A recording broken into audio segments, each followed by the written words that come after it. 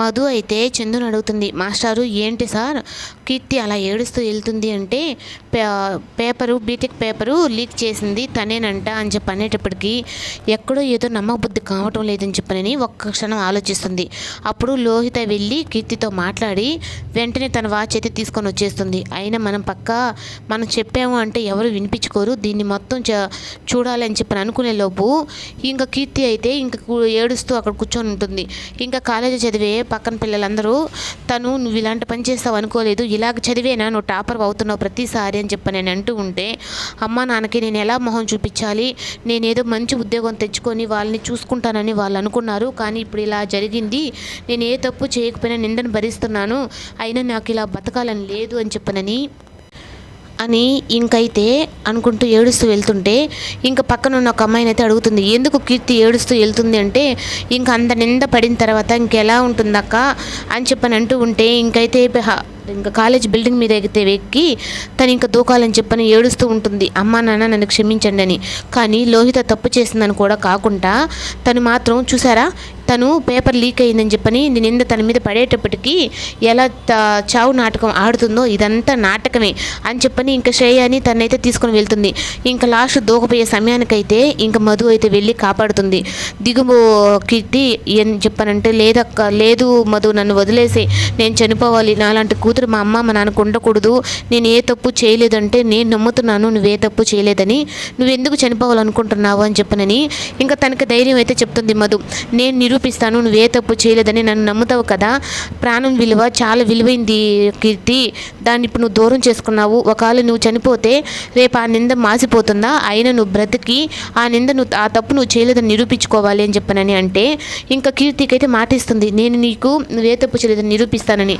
ఇంకా మా మ్యాడీ దగ్గరికి అయితే వెళ్ళి మహి దగ్గర చెప్తుంది. మొత్తం చెప్పిన తర్వాత సీసీ కెమెరాలు అన్నీ అంటే సరే మనం వెళ్ళి వెతుకుతాము అంటే సీసీ కెమెరాలు అన్నీ ఇక్కడ ఆఫ్ చేసినాయంటే అప్పుడు మహి అయితే ఒక ఐడియా ఇస్తాడు.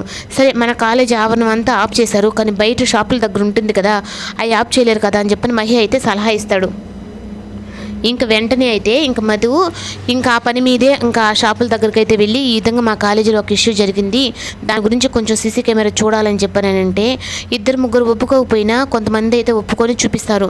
2 దగ్గరలు చూసినా కానీ ఎక్కడ ఏది కనిపించదు. అప్పుడు ఇంకా మహి ఈ విధంగా చెప్పాడని చెప్పని తన బొగ్గలు అయితే పట్టుకొని మళ్ళీ గిల్లుతుంది. ఇంకా అలా చూసినప్పుడు రాహుల్ కూడా అయితే వాళ్ళిద్దరిని అలా చూసి చాలా నవ్వుకుంటూ ఉంటాడు.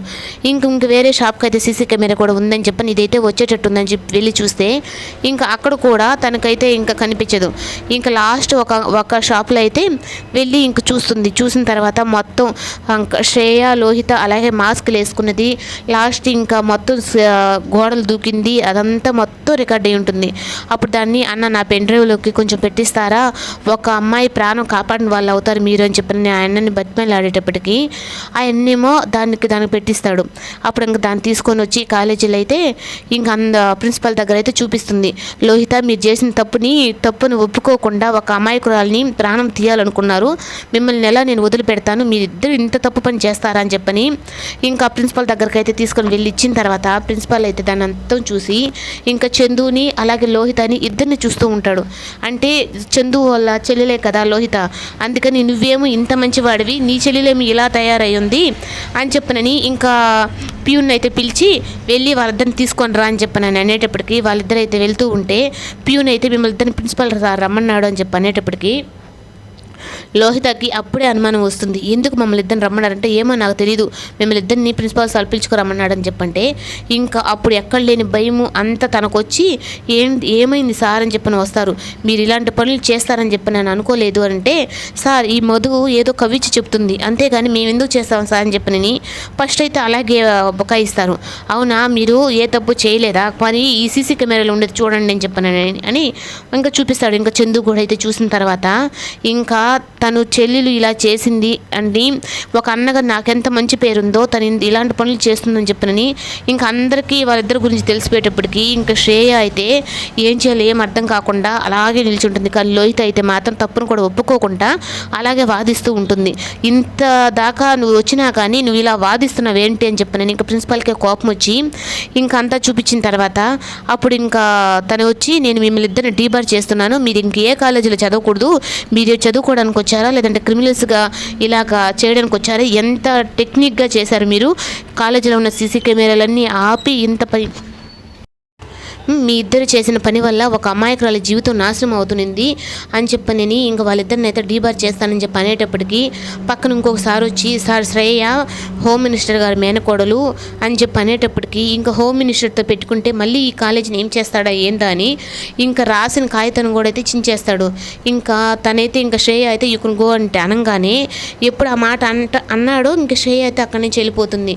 ఇంకా లోహిత్ అని అయితే, అన్నయ్య ప్లీజ్ అన్నయ్య, నేను ఏదో ఇంకా హోమ్ మినిస్టర్ మేనకోడలు కదా, తను ఇలా చేయకపోతే మళ్ళీ నా గురించి ఏదన్నా చేస్తుందని చెప్పని భయపడి నేను ఇలా చేశానంటే ఇంకా చందుకు చాలా కోపం వచ్చి వెంటనే లోహిత మీద చెయ్యితే ఎత్తుతాడు. ఎత్తిన తర్వాత మీ వల్ల ఒక అమ్మాయి చనిపోతే ఆ అమ్మాయి లైఫ్ ఎట్లా స్పాయిల్ అవుతుందో మీకు తెలుసా అని చెప్పంటాడు. అయినా నీకు శిక్ష, నీ మొహం చూసి తనని వదిలేస్తున్నాను అని ఇంకెంత బతిమాలినా నేను నీ మొహం చూసి నీ చెల్లెల్ని ఏమంటం లేదు. అయినా తప్పు చేసినప్పుడు శిక్ష పడాలి కదా, వారం రోజులు మీ చెల్లెల్ని లోహితని సస్పెండ్ చేస్తున్నానని చెప్పనని ఇంకా పేపర్ అయితే రెడీ చేసి ఇస్తాడు. ఇంకా ఆ పేపర్ తీసుకొని ఇంకా మధుని అందరిని అయితే చూస్తూ ఉంటుంది. ఇలాంటి అమ్మాయి, ఒక అమ్మాయి ప్రాణం కాపాడడమే కాకుండా మన కాలేజీ పరువు పోకుండా కాపాడింది మధుని. ఎవరైనా మధు లాంటి ఆడపిల్ల ఉండాలి అని చెప్పనని అనుకుంటారు. సార్ నాకు ప్రాణం విలువ తెలుసు సార్, అందుకే ఆ అమ్మాయిని కాపాడుకున్నాను, అలాగే చదువు విలువ కూడా తెలుసు కాబట్టి తప్పు చేసిన వాళ్ళకే శిక్ష పడాలి అని చెప్పని మన కాలేజీ పరువు పోకుండా చేసుకున్నాను అని చెప్పనని చెప్పేటప్పటికి ఇంకా అందరూ చప్పట్లు తట్టారు మధు విషయంలో. ఇంకా లోహిత అయితే ఆ పేపర్ తీసుకొని బయటకు వచ్చిన తర్వాత, నువ్వు సీసీ కెమెరా రికార్డ్ తీసుకొచ్చి నువ్వు చూపించి నన్ను ఇరికిచ్చావు కదా మధు, ఈ విషయంలో అస్సలు వదిలిపెట్టను. ఇప్పటిదాకా జరిగిన గొడవలన్నీ వేరు, కానీ ఇప్పటి నుంచి మన ఇద్దరి మధ్య జరిగే గొడవలు వేరు.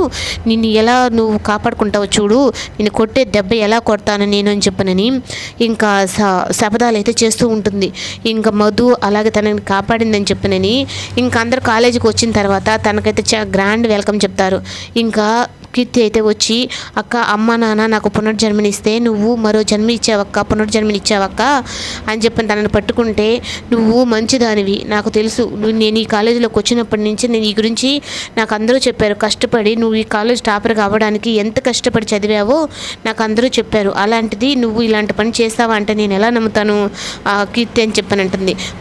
మధు కూడా అయితే చాలా, మ్యాడీ కూడా అయితే చాలా చేసావు మధు అని చెప్పనగా, ఇది నువ్వు ఇచ్చిన సలహాతోనే కదా మ్యాడీ అని చెప్పనంటే, అవును కానీ నేను సలహానే చెప్పా, కానీ నువ్వు దాన్ని ఆచరించి మరి ఆ అమ్మాయి ప్రాణాలు కాపాడమే కాకుండా కాలేజీ పరువు కూడా కాపాడావు, ఎక్సలెంట్ అని చెప్పని అనగానే మళ్ళీ తను ఎక్సలెంట్ అని చెప్పి అన్నా కానీ సరే మళ్ళీ మహి బొక్కలు పట్టుకొని ఇదంతా నీ వల్లే కదా అని చెప్పి మళ్ళీ బొక్కలు పట్టుకొని వెళ్తుంది.